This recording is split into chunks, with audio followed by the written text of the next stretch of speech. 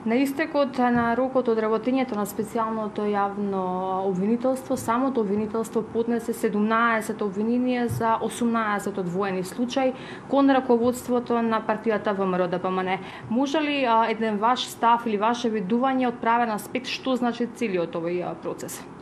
За жал во работењето на специјалното јавно обвинителство нема многу право. Или би рекла правото е ставено некако настрана, доминира политичкиот аспект на целиот овој случај или предмет или како сакате во врска со работењето на специјалното јавно обвинителство.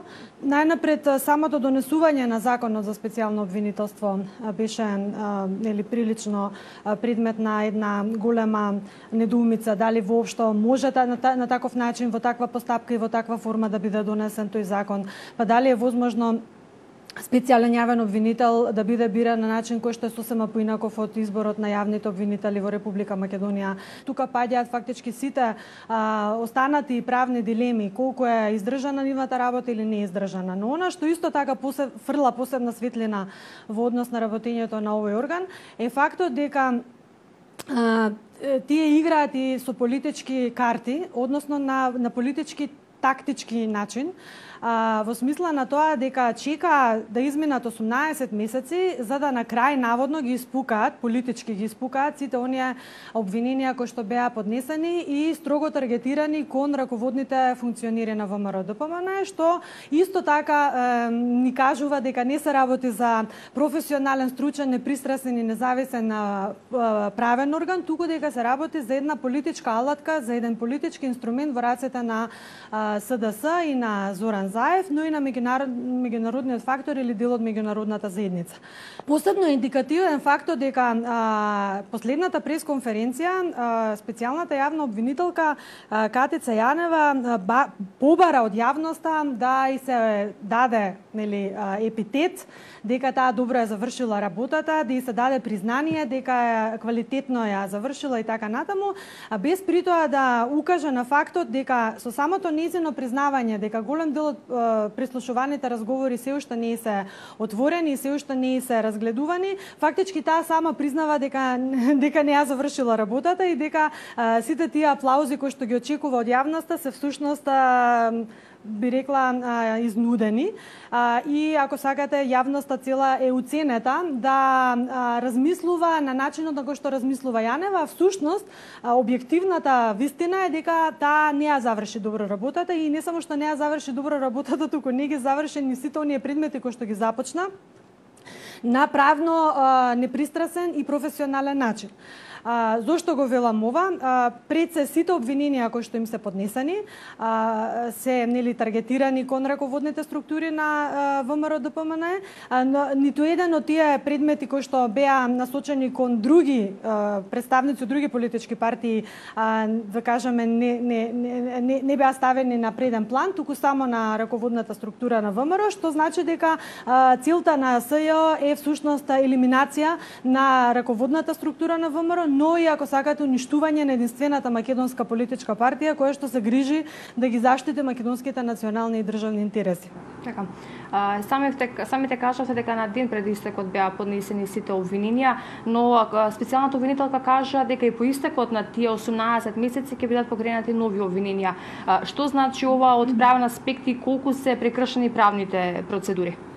Видете, зачудува еден ноторен факт во јавноста, кој што се евидентен за сите оние кои што малку се разбираат од правото, а тоа е ноншалантниот однос на Катица Јанева во однос на правото и на почитувањето на законите и на уставот. Ако се сеќавате, таа можеби ќе остане единствена жена, единствен човек во Македонија кој што ќе биде запишан во правната историја на Македонија, која што со таков еден индолентен однос и со една таква не лажна скромност, туку цело време се гордееше со тоа што го вели, дека всушност сите институции во државата се делегитимираат, дека таа не ги признава ниту една институција во државата, ништо не признава таа, дуку само себе се признава и својот тим кој што го раководи.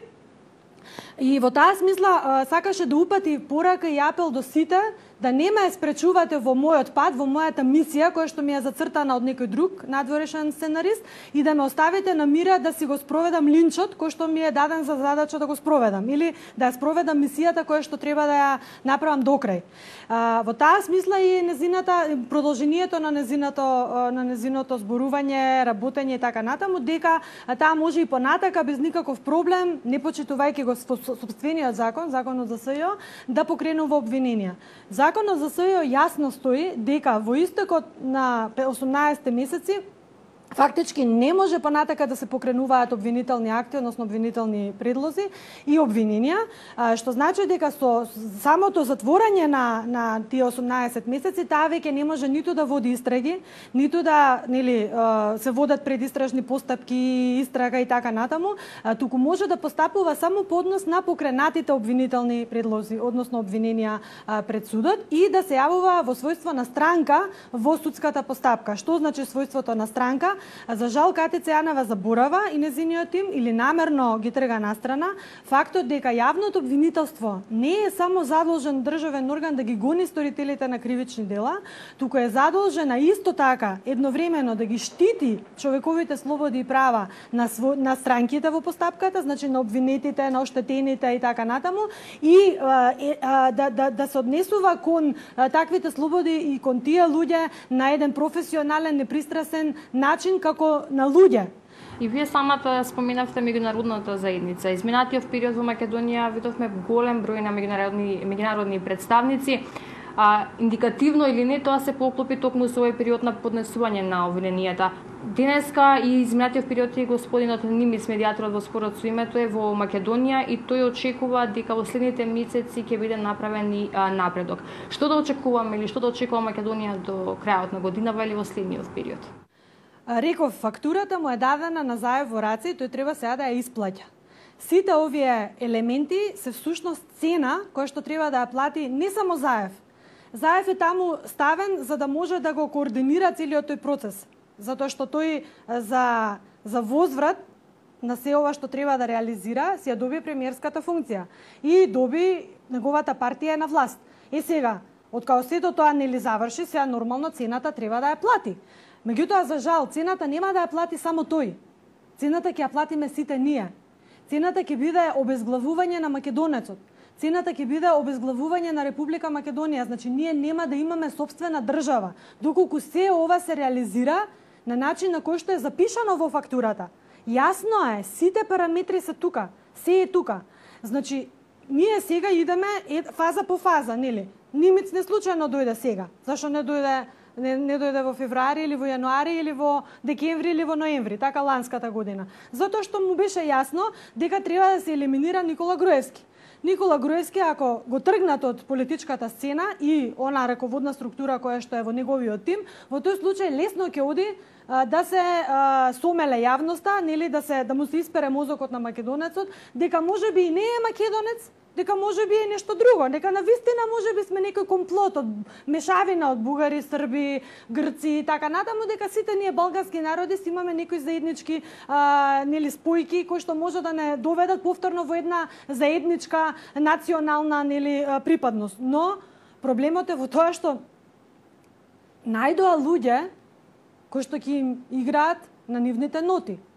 И сега ние како македонци не треба многу да се каеме за тоа, затоа што за жал 350.000 македонци гласаа за овој човек, гласаа за оваа гарнитура. Нимиц, да се вратам на вашето прашање.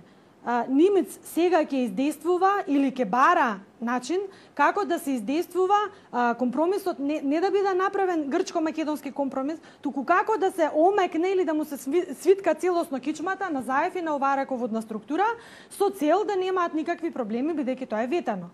Ветано е дека Македонија ќе го смени името. Сега само не можеби не сега, тајмингот е лош затоа што нели локалните избори следат, туку откако локалните избори ќе завршат, откако они се ќе успеат да компрометираат и да подмитат и по целосна контрола да ги стават избирачките одбори и сето тоа, значи кога ќе ја заземат целата власт, локална, централна, тогаш имаш вкупна власт и тогаш имаш лесен начин како да дојдеш до остварување на главната цел. Така ви благодарам многу за гостувањето.